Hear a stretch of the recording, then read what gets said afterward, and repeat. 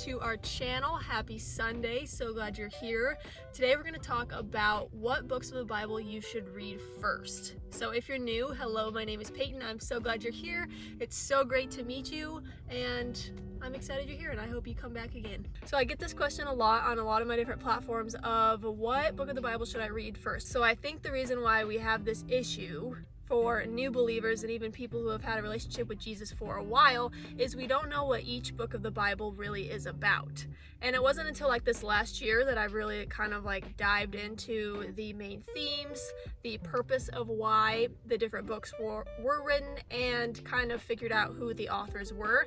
So lately I've been really looking into the background of each book before I start that Bible study. So the first books that you should read are the Gospels: Matthew, Mark, Luke, and John. So these are the 4 examples of books that you can start with reading. Obviously it's up to you, but I would always recommend the Gospels because it just shares the life of Jesus in kind of 4 different perspectives. But now you have 4 different options of where to start first. So now I'm going to help you by sharing the summaries, the authors of these, kind of the purpose behind these, and the specific ways that they describe and talk about Jesus, so you can better pick and decide which one you want to start with first. So the reason I recommend you reading the Gospels first is because in a lot of cases they are the first-hand personal witnesses of Jesus, of his work and his ministry, and just him in his human form here. And so you really get to know his character, how he loved others, how he treated others, how he taught. So it is amazing to have that as your base of your faith, of what you understand, especially as a new believer. Then you can understand Jesus, his character, who he is, to kind of begin that deeper relationship with him and move on to other books of the Bible. So the book of Matthew is the first gospel. It is the first book of the New Testament, so it's a nice bridge from the Old Testament to the New Testament.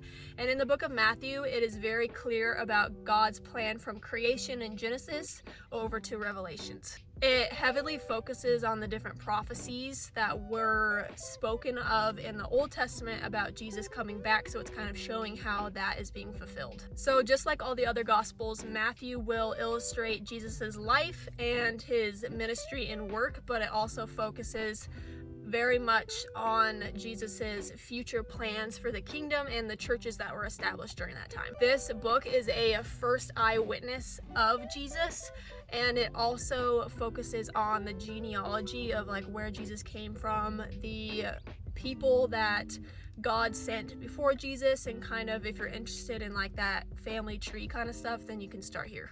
It also illustrates and talks about like Moses, Abraham, Noah, all the people that God sent before Jesus to carry out God's plan, and we see how Jesus was the one person that we always needed, and we see why God sent Jesus. In Matthew, it also shows with those other men that God sent them to do his work, but those men did not mean our salvation, so Jesus had to come in order for us to be saved and be forgiven and to heal our relationship with God. So in Mark, if you want to understand how Jesus is a divine figure and a God as well as human, so even when he is human, he is still a God, then you can start in the book of Mark.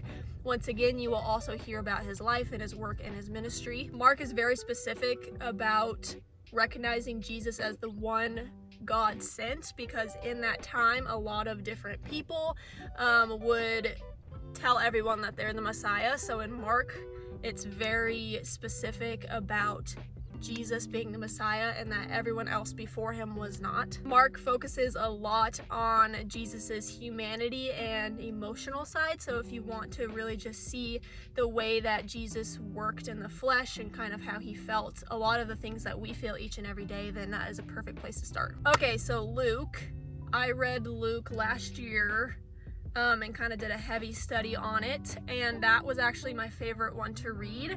And I think because it was very to the point, because Luke was not a first eyewitness, but instead he kind of did his research, he pieced together the different parts from the other Gospels and the other witnesses to kind of, not the best way to show Jesus's life, but he just really puts it at more like a, this is what happened, this is what happened, this is what happened, instead of just adding all of this like extra fluff, which I just happen to enjoy. So some of the other gospels were written to help unbelievers, and they were kind of targeted towards unbelievers, but the book of Luke is targeted towards us believers to help us strengthen our faith that way. So I kind of thought that was cool. Another fun thing about Luke is I didn't notice in all the other gospels is Luke focused a lot on Jesus's childhood and him being raised by earthly parents here. So it was really cool to see that side of Jesus, that we always see this figure of Jesus. He's obviously God and he's this divine figure, and we remember him as like this man that walked on earth, but we also have to remember that he was a kid. He did have to like obey parents and kind of do those kid things. He had a childhood, so I think that's a really fun way to kind of start your relationship with God, to remember that he went through all those things as well. So if you want to read about that, read Luke. So the book of John is one that I have just started this month to do a deep Bible study into, and I really liked learning about the background of this one. So it is written by John, and he focused a lot on Jesus's identity. So the other gospels focus a lot on Jesus's work, how he healed, his different miracles and things like that, which is great. We love that.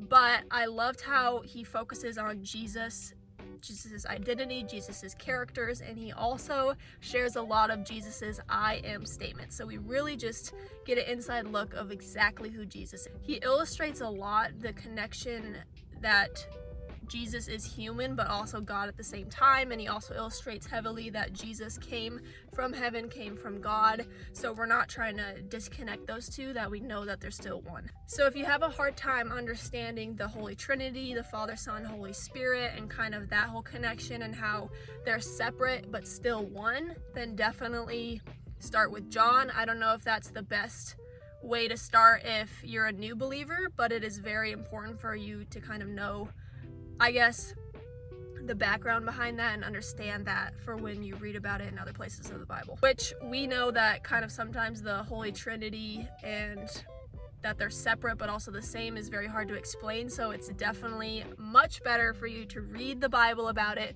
than for me to sit here and try to explain it to you. But those are the 4 books of the Bible that I would recommend you reading first if you're a new believer, or maybe you've, like I said earlier, have had a relationship with Jesus for a while and you just don't know what to read next, then read these. I hope this helped. If you would like some more of these, if you would like me to summarize some of the other books of the Bible, please let me know. Give this video a like if you liked it so that I know that you liked it, and I will see all of your beautiful faces next week. Bye. Hey. Or to pick up the phone just to say what is up. It's been a long time